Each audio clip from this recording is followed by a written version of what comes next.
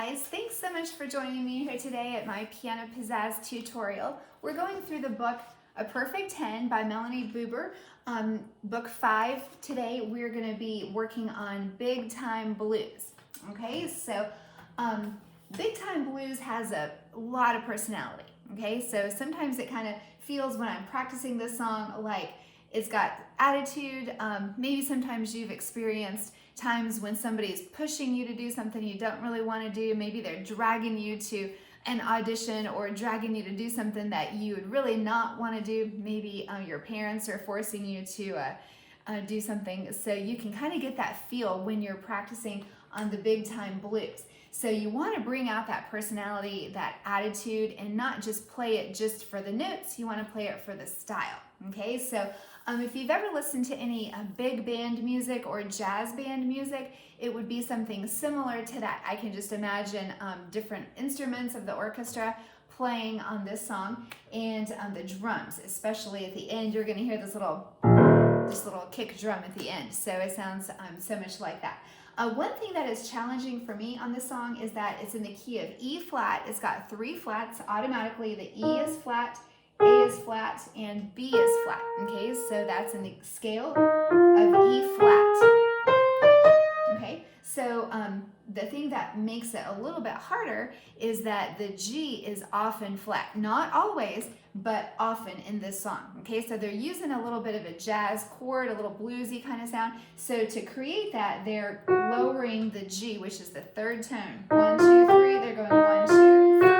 Okay, so you can hear that off and on throughout the song. So sometimes I'm second guessing, is it G natural, the regular G, or is it G flat? And where that really is confusing is where they put the G flat early on in the measure, and then you have to remember it later on in that same measure that it's still flat, but it's not marked again. So that's the tricky part. All right, so I'm going to show you how to play this. I would like for you to play it with a slow swing. Okay, so there's a lot of triplets. Okay, so the triplets are going to be triplet like that. And then the 8th notes are going to be long, short, like that. Okay, so it's not like even one and, it's a bum, bum. It's got a little bit of a longer drag to it. Okay, so I hope that you enjoy listening to this as I play it for you, and see if you can be inspired to want to work on this one.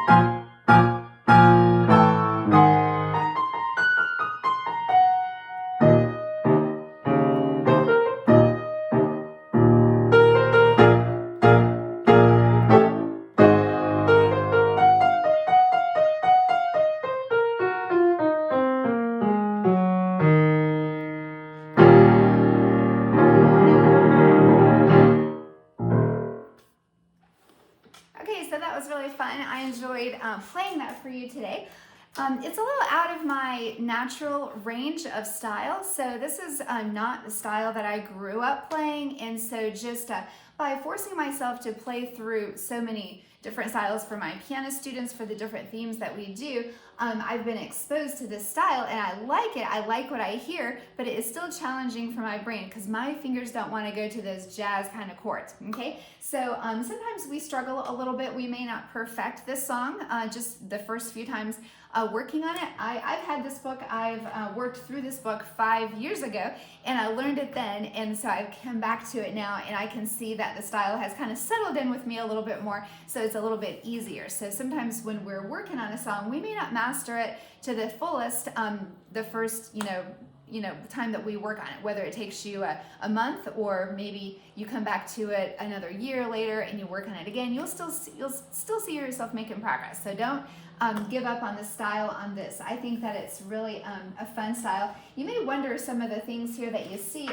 Right here at the end, I've had students ask me, like, what is this little sign right there? The notes just kind of are supposed to wiggle right there, okay? So you take your chord and then you just kind of wiggle the notes back and forth, kind of like jazz hands, like that, just kind of. And then this is the little kick drum at the end.